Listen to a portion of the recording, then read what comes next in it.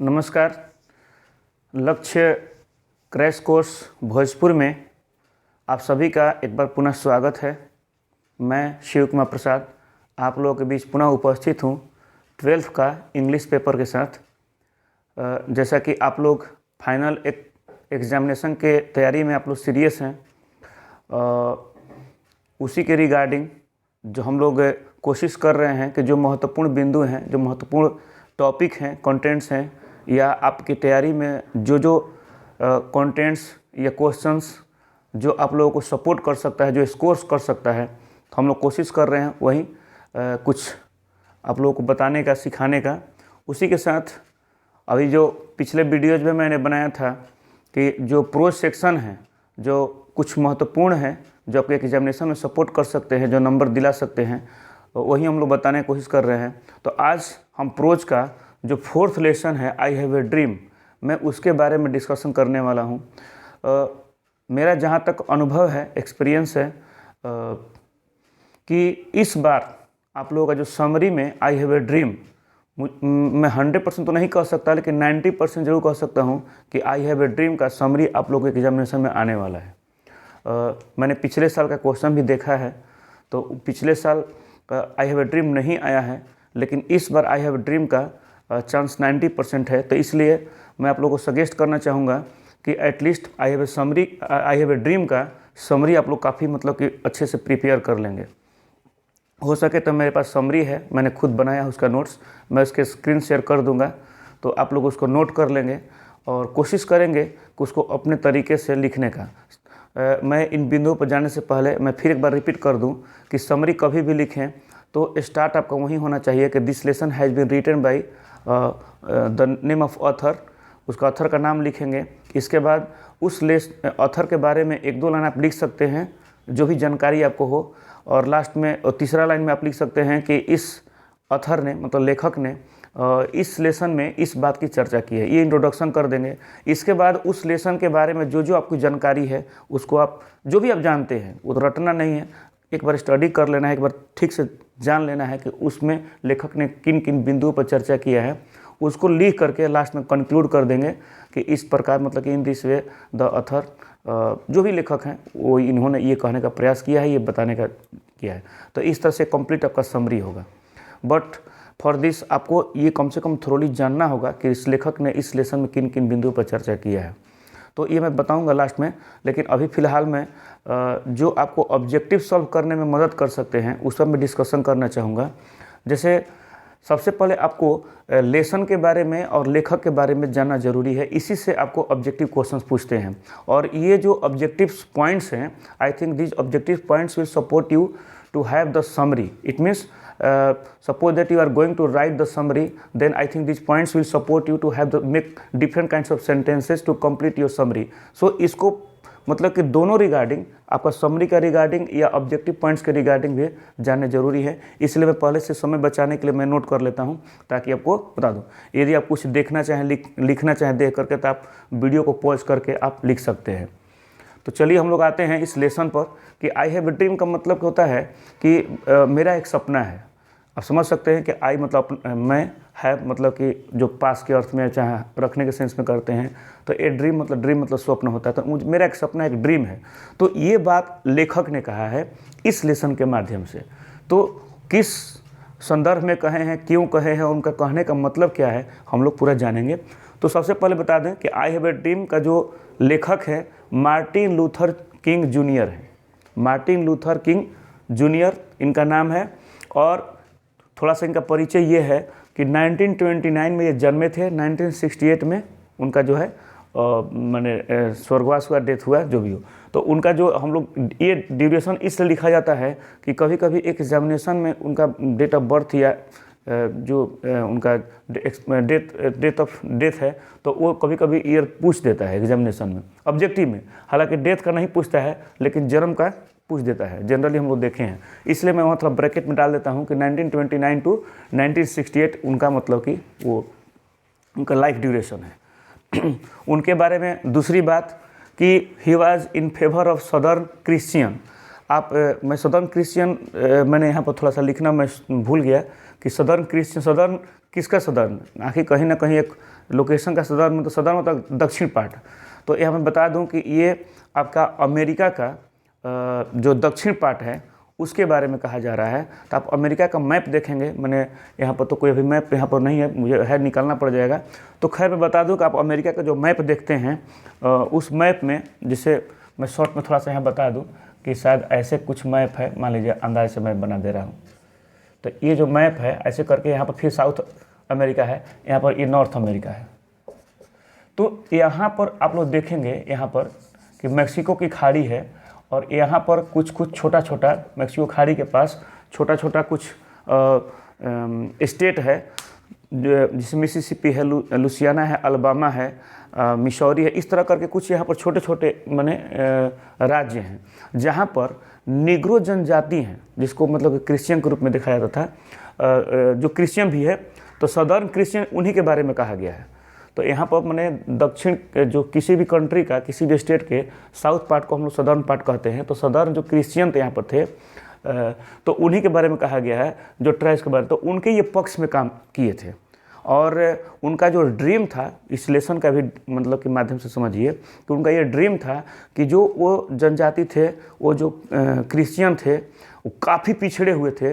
तो उनको उनके पिछड़ेपन को दूर करना ही उनका एक ड्रीम था कि ताकि वो अमेरिका के जो भी मतलब कि जो बड़े लोग थे या कह सकते हैं कि जो डेवलप्ड लोग थे, तो उनके समान मतलब इक्वालिटी के साथ दोनों रहें।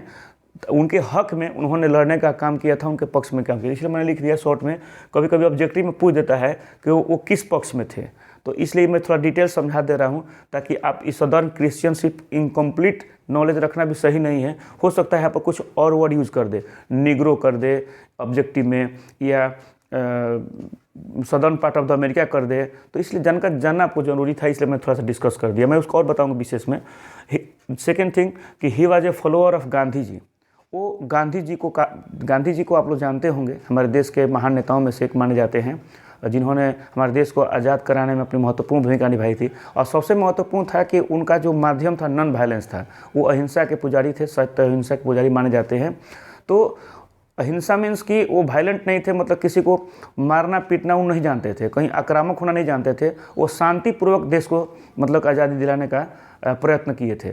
तो उन्हीं के राह पर ये मार्टिन लूथर किंग भी को चल करके निग्रो जनजातियों का हक दिलाने का काम किए।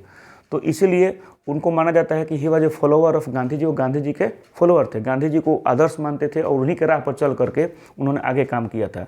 ही became the youngest person to receive the Nobel prize in 1964। 1964 में उस देश के सबसे युवा नोबेल प्राइज प्राप्त करता थे। तो इसको भी थोड़ा सा आप लोग ऑब्जेक्टिव के रूप में याद रखेंगे, या समरी में भी एक्सप्लेन करेंगे तो आपको अच्छा मतलब कि इम्प्रेसिव समरी होगा। इसके बाद King was assassinated on April 4, 1968 in Memphis Tennessee. तो मेम्फिस टेनेसी वो जगह का नाम है। और अप्रैल 4, 1968 को उनकी हत्या कर दी गई थी। एसेसिनेटेड मतलब उनकी हत्या कर दी गई थी। तो ये भी मतलब कभी ऑब्जेक्टिव पूछ देता है कि ही वाज एसेसिनेटेड इन, और डेट दे देगा। तो इसीलिए मैंने डेथ और बर्थ का दोनों का मैंने डिस्कस किया था ताकि आपको ऑब्जेक्टिव में काम आ जाए। तो यहाँ भी सब याद रखेंगे। उन्होंने जिस कारण से वो ख्याति प्राप्त हुए थे या नोबेल प्राइज उनको मिला था, तो उनका जो मेन एक्सपीरियंस क्या था, मेन वर्क क्या था, मैंने यहाँ एक लाइन नोट कर दिया कि he work to end segregation and racial discrimination through civil disobedience and other non violent ways. और नॉन वायलेंट वेज की बात मैंने कहा कि वो अहिंसा का समर्थक थे, उन्हीं के राह पर चले। और दूसरी चीज़ यहाँ पर लिखे हैं कि in segregation and racial discrimination through civil disobedience. इसका मतलब ये हुआ कि जो निग्रो जनजाति थे उनका जो पृथकतावाद, उनका अलगाववाद, उनको लोग नीचा दिखाने का जो काम करते थे वहाँ पर, वहाँ के जो अग्रज लोग थे, जो बड़े लोग थे, डेवलप्ड लोग जो थे, तो उनके जो दो तरह की जो एक विचारधारा थी उसको दूर करने का इन्होंने काम किया था, वो भी शांतिपूर्वक। उन्होंने कोई वायलेंस का सहारा नहीं लिया। तो इसी कार्य के लिए, और वो इस कार्य में सफल हुए। सबसे महत्वपूर्ण बात कि इस कार्य में सफल हुए, और इसी कार्य के लिए उनको मतलब कि नोबेल प्राइज़ दिया गया था। उनका कुछ इंपॉर्टेंट वर्क भी मैंने यहाँ लिखा है कि इम्पोर्टेंट वर्क मैंने पिछले वीडियो में भी बताया था, पिछले लेसन में भी, कि होता क्या है कि जो आपके टेक्स्ट बुक के जो ऑथर होते हैं वो तो ऑथर कुछ विशेष ऐसे कुछ नोवेल या बुक लिखते हैं जो काफ़ी प्रसिद्ध हो जाते हैं, तो उस बुक के बारे में भी ऑब्जेक्टिव में क्वेश्चन बनाया जाता है। तो इसलिए मैंने यहाँ पर जो उनके इम्पोर्टेंट जो क्रिएशंस थे मैंने यहाँ पर डिस्कस किया है कि ये जो उनका क्रिएशंस मतलब उनके जो बुक थे, तो स्ट्रेंथ टू लव 1953 में उनका जो पब्लिश बुक हुआ था स्ट्रेंथ टू लव, ये आप लोग याद कर लेंगे तो आपके लोगों के लिए अच्छा रहेगा, ऑब्जेक्टिव के लिए ये मिलान करने के लिए भी आ सकता है, ऑब्जेक्टिव में बना सकता है। तो ये आप उनके बारे में लिखने के लिए कुछ आएगा तो लिख सकते हैं। तो STRIDE toward freedom the Montgomery story ये 1958 में आया था, तो ये सेकेंड बुक हो गया। थर्ड बुक हो गया why we can not wait 1964 में, तो why we can not wait ये आप लोग याद कर लेंगे। Where do we go from here chaos और कम्युनिटी 1968 में ये आया था, यानी कि उनके मृत्यु के पहले। तो ये चार जो इम्पोर्टेंट उनका क्रिएशंस था इसको भी आप लोग रिमेंबर कर लेंगे, और ये सब जो ऑब्जेक्टिव्स है ये आप लोग माइंड में सेट कर लेंगे। तो इससे क्या होगा कि आपका ऑब्जेक्टिव हल हो जाएगा, और साथ में जब समरी लिखेंगे तो आई थिंक ये जो पॉइंट्स हैं आपको सपोर्ट करेंगे। अब आते हैं हम लोग समरी पर। चूँकि समरी इंपॉर्टेंट इसलिए है कि जब आपको एक्सप्लेन करने के लिए क्वेश्चन आते हैं या ऑब्जेक्टिव क्वेश्चन आते हैं या शॉर्ट आंसर टाइप क्वेश्चन आते हैं, I think if you have completed the summary of the lesson, then you will be capable to write all kinds of questions in your examination. So it's important that you have to complete the summary first.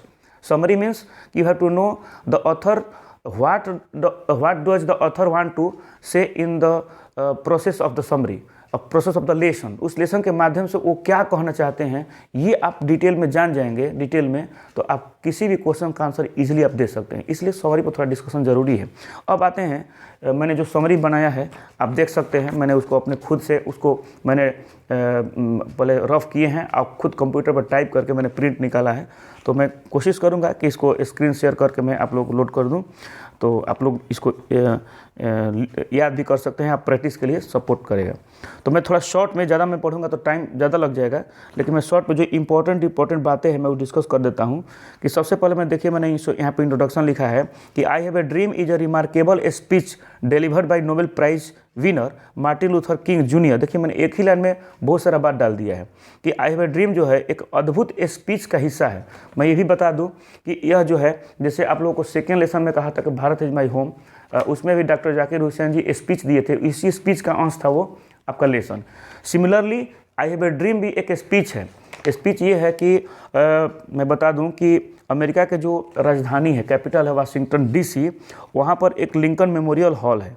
तो वहाँ पर एक बहुत बड़ी सभा हुई थी जिसमें निग्रो जनजातियों को, ये निग्रो जनजाति कहलाते हैं, जो यहाँ पर क्रिश्चियन टाइप्स की जो चर्चा हो रही है, कहाँ है जो सदर्न क्रिश्चियन लिखा हुआ है, तो यहाँ पर निग्रो जनजातियों का नाम निग्रो था। तो मिसिसिपी, अलबामा, लुसियाना, ये सब एक छोटा छोटा स्टेट है। तो यहाँ पर से जो जनजाति थे उन पर कभी भी अमेरिका वासी ने डेवलप करने का ध्यान नहीं दिया था, और ध्यान ही नहीं, यहाँ तक उन्हें बार बार कुचला जाता था। एक होता है ना कि फैसिलिटेट करना, तो फैसिलिटेट करने की बजाय गवर्नमेंट वहाँ की और भी अनदेखा करती थी और उन्हें प्रताड़ित भी किया जाता था पहले। लेकिन जब ये मार्टिन लूथर किंग जूनियर ने जब उनको न्योता दिया, उनको मतलब कि इनवाइट किया और उस हॉल में बुलाया भी और बैठाया और कहा कि मैं आपको हक दिलाऊंगा, और एक दिन ऐसा आएगा कि आप और जो यहाँ पर डेवलप्ड लोग हैं तो वो एक भाईचारे के साथ एक साथ रहेंगे। जैसे कि निग्रो जनजाति के बारे में एक और बता दूं कि वे काले लोग थे और बाकी जो लोग थे जो डेवलप थे वो गोरे लोग थे। तो गोरे काले का वहाँ भेदभाव बहुत ज़्यादा था, तो इसको भी रिमूव करने का उन्होंने प्रयास किया और उनके हक के लिए वे लड़े और अंततः वो सफल भी हुए। आज निग्रो जनजाति जो है वहाँ पर अमेरिका में वो पिछड़े की तरह नहीं, अग्रे की तरह रहते हैं और समान विचारधारा के साथ, समान भाईचारे के साथ रहते हैं। तो ये उनका बहुत बड़ा कंट्रीब्यूशन था मार्टिन लूथर किंग का। तो इसको मेन क्लाइमेक्स आप समझ जाते हैं तो समझ भी लिख सकते हैं। तो उन्होंने क्या किया था कि लिंकन मेमोरियल हॉल में वाशिंगटन DC के अगस्त 28, 1963 अगस्त 28, 1963 को उन्होंने यह बहुत बड़ा स्पीच दिया था निग्रो जनजातियों के बीच, अमेरिका वासियों के बीच, और उन्होंने उनके हक दिलाने की बात कही थी।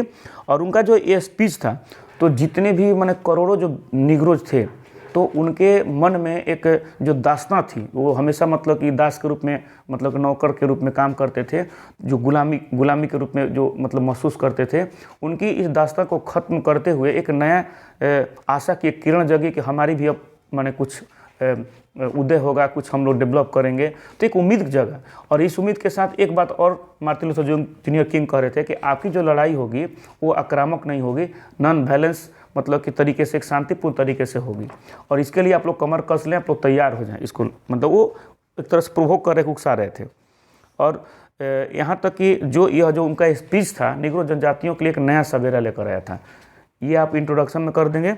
इसके बाद लिखे हैं कि America had been neglecting its duty towards the Negroes and instead of providing them facilities the Negroes were overlaid by the nation. मैंने जो कहा वही मैंने इसमें लिखा है कि अमेरिकन जो सरकार थी, अमेरिका मतलब अमेरिकी सरकार, कि जो उनको फैसिलिटी देना चाहिए था तो उन्हें और मैंने कुचलने का काम किया था उनके पहले।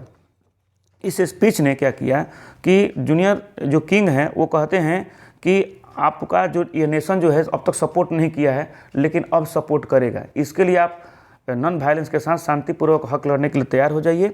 और उन्होंने यह काम मतलब कि बहुत शांतिपूर्ण तरीके से किया और उन्हें न्याय दिलाया। और उन्होंने आश्वासन किया, एश्योर किया पूरे निग्रो जनजातियों को कि आप लोगों की जो दास्तां है वो खत्म होगी, और जो गोरे काले का जो भेदभाव है वो एक दिन मिटेगा, और आप भाईचारे के साथ एक साथ रहेंगे। तो इस प्रकार से मैं पूरा डिटेल करूँगा तो टाइम ज़्यादा लग जाएगा। तो इसका मेन क्लाइमेक्स यही था कि निग्रो जनजातियों को उन्होंने उत्थान के लिए काम किया, और सिर्फ भाषण ही नहीं दिया, सिर्फ स्पीच ही नहीं दिया, स्पीच तो दिया, उनके मन में एक चिंगारी जगाई अपनी आज़ादी के प्रति, उनके विकास के प्रति, उनके ब्राइट फ्यूचर के प्रति उन्होंने एक बहुत बड़ा मतलब कि काम किया, और साथ में सहयोग किया। और उसके लिए सरकार से, समाज से, सबसे मतलब कि लड़ करके उन्होंने उनका हक दिलाया। और अंततः फाइनली क्या हुआ कि निग्रो जनजाति समान विचारधारा के साथ, समान हक के साथ, राइट्स के साथ वो अमेरिका में आज के दिन निवास करते हैं। तो ये हमारे मार्टिन लूथर जूनियर किंग का बहुत बड़ी उपलब्धि थी। तो आप लोग इसको थोड़ा सा डिटेल में आप लोग पढ़ेंगे, क्योंकि मेन जो बातें हैं यही हैं, इसमें ऐसा कुछ नहीं है कि अलग से कुछ बातें हैं, प्रमुख बातें यही हैं। उन्होंने बार बार इस बात को रिपीट किया है कि आप लोग अपने हक के लिए लड़ें, और आप इस उम्मीद के साथ घर जा सकते हैं कि आपकी जो दास्तां है अब ख़त्म होने वाली है। इसी बात को बार बार रिपीट करते हैं इस स्पीच में। तो इस स्पीच के जो मेन क्लाइमेक्स यही है कि निग्रो जनजातियों को प्रति जो उनकी जो ड्रीम था कि मेरा एक सपना है कि निग्रो जनजाति का उत्थान हो, और उस अमेरिका के जो गोरे लोग हैं उनके साथ समान भाईचारे के साथ रहें, और उन समान हक के साथ रहें, और उनकी जो दास्तां हो ख़त्म हो। और इस प्रकार से उन्होंने वे काम किए और सफल भी हुए। तो आप लोग थोड़ा सा ऑब्जेक्टिव और देख लेंगे थोरोली, और जो हमको समझ में आया मेरी जानकारी के हिसाब से मैंने यहाँ पॉइंट आउट कर दिया, और यही समरी है। तो इस आज के लिए इतना ही। आप लोगों को मैं फिर मिलता हूँ नेक्स्ट इम्पोर्टेंट लेसन के साथ। तब तक के लिए बहुत बहुत धन्यवाद। Thank you.